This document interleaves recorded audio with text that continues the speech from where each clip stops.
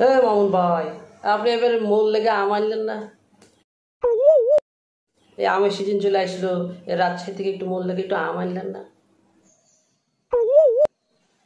ভাই, কি বলছেন এসব? পাইতে পাচ্ছি না খো। প্রতিদিন যে বরিশালের লঞ্চে চলে এই তাজা তাজা ইলিশ মাছ ভাইজা নিয়ে এসে ইলিশ মাছ খান, একদিনও তো বললেন না খো যে ভাই একটু লেন একটু খান। একা একাই তো লিয়ে গপাক গপাক করে গিলা খান। আজকে আবার এই আমের সময় এসেছেন আম চাইতে। ইলিশ?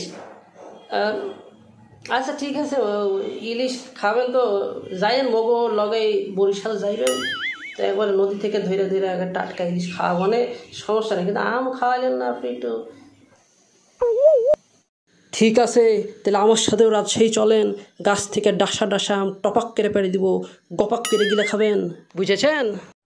না মানে ওই মন লেগে একটু আম আনতেন, একটু রাজশাহীর বাড়ি, আপনার রাজশাহীতে আসার সময় একটু আম আনতেন, মন লেগে একটু সমস্যা কি হইতো?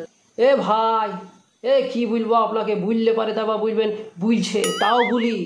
রাজশাহীতে বাড়ি তার মানে এই ভাইবেলিয়ান না যে চকির তলে আম বিছিয়ে তারপরে পাটি রেখে শুয়ে থাকি, বুঝেছেন? রাজশাহীতে বাড়ি মানে সবার আম গাছ কি আম বাগান নাই, ব্যাপারটা বুঝে তারপরে আম চাহাবেন। আচ্ছা ঠিক আছে, আপনার আম আনন্দ লাগতো না, প্রয়োজনে রাজশাহী যাইয়ে আম খাবানি, বুঝছো মন? হ্যাঁ।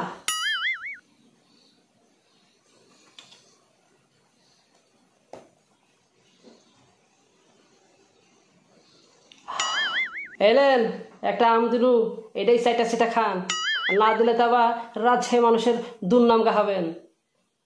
এলেন। আপনি আইছেন, দাঁড়ান।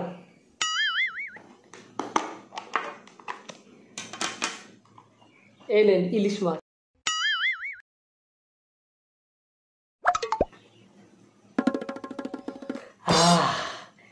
রাজশাহী রাম সমিষ্ট।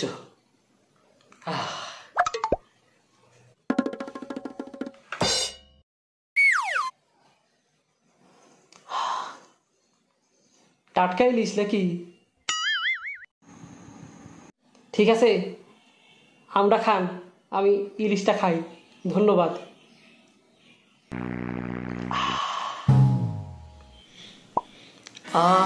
রাজশাহী রাম, ধন্যবাদ। আসুন আমরা কাউকে খোঁটা না দিয়ে ভ্রাতৃত্বের বন্ধন সম্প্রসারণ করি।